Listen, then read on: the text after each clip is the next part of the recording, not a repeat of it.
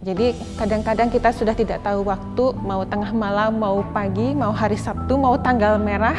Saya sangat salut dengan teman-teman tim kerja kita di uji klinis ini. Sebagian besar mereka ingin berkontribusi karena dengan kesadaran tinggi, ayo cepat supaya vaksinnya bisa dipakai dan supaya pandemi ini cepat selesai.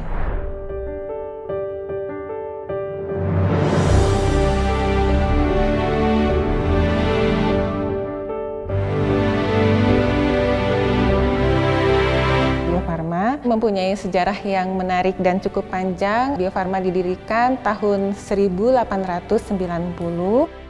Jadi dari tahun 1890 mungkin ya masa-masa sulit karena di bawah kependudukan negara lain, tetapi awal itu bangkit itu tahun 1993 ketika Bio Farma mulai memproduksi vaksin oral polio. Jadi sebenarnya bukan hanya sekarang-sekarang, dulu juga ketika masa pandemi cacar bopeng atau cacar api yang bisa menimbulkan kematian, itu Bio Farma sudah berkontribusi memproduksi vaksinnya dan alhamdulillah WHO menyatakan penyakitnya dan virusnya sudah punah dari muka bumi. Untuk standar produksi vaksin COVID-19, kita mengacu pada pedoman dari Badan POM, CPOB, dan juga pedoman dari WHO. Kemudian kita memilih inactivated karena kita sudah paham dengan platform teknologinya. Kemudian kita melihat di platform WHO, siapa aja sih yang memproduksi, mengembangkan inactivated ini. Nah, salah satunya adalah Sinovac. Jadi kita sudah terbayang nih, standar yang mereka implementasikan dan ada transfer teknologi dari Sinovac ke Bio Farma. Jadi kita mendapat nilai lebih dengan kerjasama dengan Sinovac ini. Saat kita memutuskan kerjasama dengan Sinovac, mereka belum mulai fase 3. Kita butuh kepastian nih, masyarakat kita banyak, kita harus dapat vaksin yang baik, aksesnya harus cepat. Akhirnya kita putuskan untuk ikut berkontribusi dengan melaksanakan uji klinis fase 3 di Indonesia.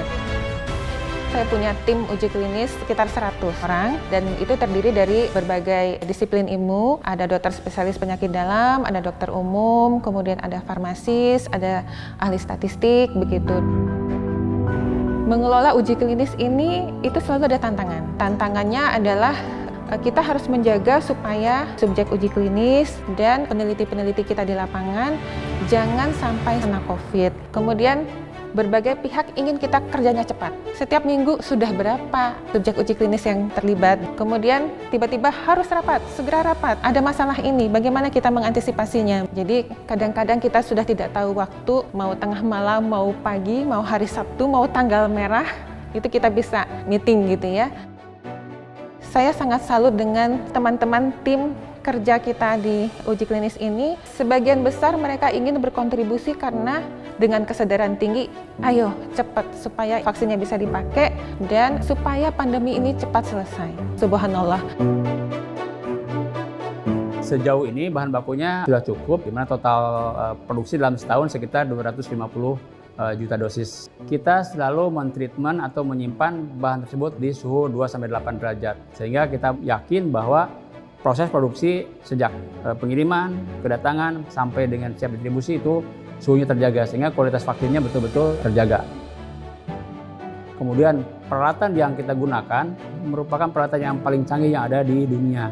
Artinya kita mentreatment vaksin COVID ini dengan yang terbaik.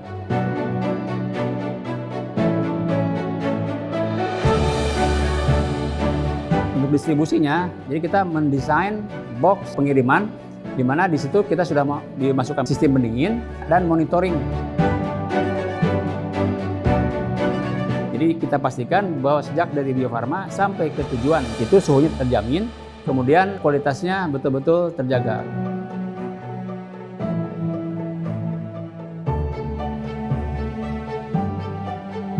Kita tuh sudah aware bahwa ada kelompok yang tidak percaya vaksin. Untuk kelompok yang masih belum percaya ini, saya berharap mereka hatinya mau terbuka, menerima ilmu saintifik yang sebenarnya. Menghasilkan suatu vaksin yang kemudian mendapat emergency use authorization itu memerlukan suatu upaya yang sangat besar dan berat. Oleh sebab itu, supaya upaya berbagai pihak, pengorbanan berbagai pihak ini dapat dihasilkan suatu yang bermanfaat, maka kita harus memanfaatkan fasilitas vaksinasi yang sudah disediakan oleh pemerintah. Tapi jangan lupa, selain divaksin, tetap jalankan protokol kesehatan dan 5M.